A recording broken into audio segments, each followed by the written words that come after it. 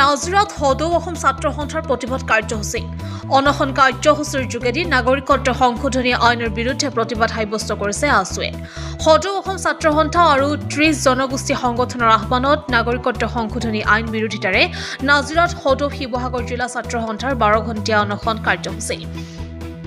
ধৰ্মৰ ভিত্তিত বিদেশীক চৰকাৰে নাগৰিকত্ব প্ৰদান কৰিবলৈ লোৱা কাৰ্যক তীব্ৰ বিৰোধিতা কৰিছে সদৌ অসম ছাত্ৰ সন্থাই। নাগৰিকত্ব সংশোধনী আইন কোনো কাৰণতে মানি লোৱা নহ'ব বুলি নিজৰ স্থিতি স্পষ্ট কৰে আছুৱে। শাসনাধিষ্ঠ বিজেপি চৰকাৰখনে শাসনলৈ নহাৰ আগত যি কথা কৈছিল তাৰ সম্পূৰ্ণ বিপৰীত স্থিতি বৰ্তমান পালন কৰিছে বুলিও মন্তব্য কৰিছে সদৌ অসম ছাত্ৰ সন্থাৰ বিষয়ববীয়াই। সংশোধনী আইনৰ বাতিলৰ দাবীত আজি আমি সদৌ শিৱসাগৰ জিলা ছাত্ৰ সন্থাই আজিৰ এই অনশন কাৰ্যসূচী আৰম্ভ কৰিছোঁ। নাগৰিকত্ব সংশোধনী আইন বাতিল হৈ পেলাই বিদেশী সমস্যাটো স্থায়ী সমাধান আমি বিচাৰিছোঁ। ধৰ্মৰ ভিত্তিত তেওঁলোকে ভাগ ভাগ কৰি তেওঁলোকে ৰাজনীতি আৰম্ভ কৰিলে কেতিয়াও এই কথা অসমৰ খিলঞ্জীয়া ৰাইজে নাজানে। আৰু অসমত এটা ইতিহাস আছে। অসম আন্দোলন হৈছিলে বিদেশী সমস্যা স্থায়ী সমাধান কৰিবৰ কাৰণে। তাৰ পাছত এখন চুক্তি হৈছিল। সেই চুক্তিত 1971 চনৰ 24 মাৰ্চৰ 24 মাৰ্চৰ 12 বজালৈকে অহা বিদেশীক ইয়াত মানি লোৱা হৈছিল। সেই সময়ত বুজাবুজি মাজত মানি লোৱা হৈছিল। পৰৱৰ্তী পৰ্যায়ত সেই চুক্তিত লিখা আছে 1971 চনৰ 24 মাৰ্চৰ 12 বজাৰ পিছত অহা বিদেশী চিনাক্তকৰণ কৰি পেলাই বিদেশী বহিষ্কাৰ কৰাৰ কাৰণে তাত সেই অসম চুক্তিত হৈছিল। অসম চুক্তিৰ জৰিয়তে ৰাষ্ট্ৰীয় নাগৰিকপঞ্জীৰ কাম ইতিমধ্যে ইয়াত চলি আছিল।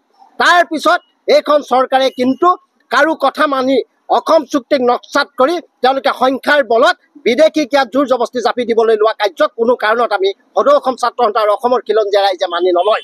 তেওঁলোকে সেই সময়ত 2014 চনৰ যেতিয়া তেওঁলোকৰ কেন্দ্ৰত আৰু অসমত তেওঁলোকে বিজেপি চৰকাৰ গঠন কৰাৰ উদ্দেশ্যে ৰথী মহাৰথীসকল অসমলৈ আহিছিল, তেতিয়ালৈকে তেওঁলোকে অসমৰ বিদেশী সমস্যাটো স্থায়ী সমাধান কৰিম বুলি তেওঁলোকে প্ৰতিশ্ৰুতি দিছিল।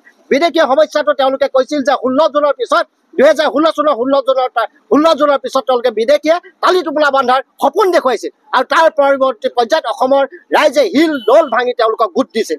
কিন্তু আশাত তেওঁলোকে চেঁচা পানী ঢালি বিদেশী সমস্যাটো স্থায়ী সমাধান নকৰি তেওঁলোকে সংখ্যাৰ বলত আমাক বিদেশী ইয়াত জাপি দিবলৈ লৈছে। এই কথা কোনো কাৰণত মানি লোৱা নহ'ব। আমি অসমত সেই সময়ত অসমৰ যিসকল ৰাজনীতিবিদ তেওঁলোককো আমি সকীয়াই কৈছোঁ, তেওঁলোকৰ যেতিয়া বিৰোধীত থাকে তেতিয়াহ'লে অসমৰ সমস্যাবিলাক তেওঁলোকৰ কাৰণে সমস্যা হয়। আৰু যেতিয়া তেওঁলোকে শাসনলৈ আহে আমাৰ সমস্যাবিলাক সমাধান কৰাৰ বিপৰীতে তেওঁলোকে অসমৰ খিলঞ্জীয়া ৰাইজক লৈ পেলাই হেতালি খালে। এই হেতালি বন্ধ কৰিব লাগিব, নহ'লে কিন্তু সংগ্ৰামী সত্তাটো অসমৰ খিলঞ্জীয়া ৰাইজে তেওঁলোকক ৰজা পাতিবও পাৰে, ভাঙিবও পাৰে। তেওঁলোকে যোৱাকালি লাচিত বৰফুকনৰ প্ৰতিমূৰ্তি স্থাপন কৰিছে। তেওঁলোকে লাচিত বৰফুকনৰ যদি আদৰ্শৰে আগবাঢ়ি যাবলৈ যায়, আমাক সংগ্ৰামী সত্তাটো লাচিত বৰফুকনে আমাক সাহস দেখুৱাই গৈছে। এই সময়ত মোগলক খেদিবৰ কাৰণে তেওঁ নিজৰ মোমাইকক কাটি পেলাই শিৰচ্ছেদ কৰি তেওঁলোকে মোমাইকতা তামুলী গড় বনাইছিল। আৰু আমি সেই আদৰ্শৰে আগবাঢ়ি যাওঁ। নৰেন্দ্ৰ মোদী আহিছে, কিন্তু তেওঁৰ সংগ্ৰামী সত্তাটোক নাইকিয়া কৰিবৰ কাৰণে এই অসমৰ মুখ্যমন্ত্ৰীগৰাকীয়ে ব্যৱস্থা গ্ৰহণ কৰিছে। তেওঁলোকে প্ৰশাসন যন্ত্ৰক লগাই দিছে। বিজেপি কৰ্মীৰ নিচিনাকৈ প্ৰশাসন যন্ত্ৰক তেওঁলোকে ব্যৱহাৰ কৰি সংগ্ৰামী সত্তাটো নাইকিয়া কৰিবৰ কাৰণে তেওঁলোকে বিভিন্ন ধৰণৰ কূট কৌশল ৰচনা কৰিছে। এই কথা কেতিয়াও মানি লোৱা নহ'ব। তেওঁলোকে যিমানেই সংগ্ৰামী সত্তাটো নাইকিয়া কৰিবলৈ যাব, তেওঁলোকৰ সংখ্যাৰ যিটো জোৰ, ৰজাঘৰীয়াৰ যিটো জোৰ, সেই জোৰ অসমৰ খিলঞ্জীয়া হাতত, সদৌ অসম ছাত্ৰ সন্থাৰ হাতত ওফৰাই দিম, এই কথা আজি স্পষ্ট কৰি দিছোঁ। আৰু সংগ্ৰামী সত্তাটোক আমি আগবঢ়াই নিবৰ কাৰণে আৰু আমাৰ যিবিলাক প্ৰাপ্য কেন্দ্ৰীয় চৰকাৰ, অসম চৰকাৰে যিবিলাক আমি পাওঁ, এই প্ৰাপ্যবিলাক যেতিয়ালৈকে আমাক নিদিব তেতিয়ালৈকে কিন্তু আমি এই ধাৰাবাহিকভাৱে আমি গণ আন্দোলন আগবঢ়াই নিবৰ কাৰণে আমি প্ৰস্তুত হৈ আছোঁ।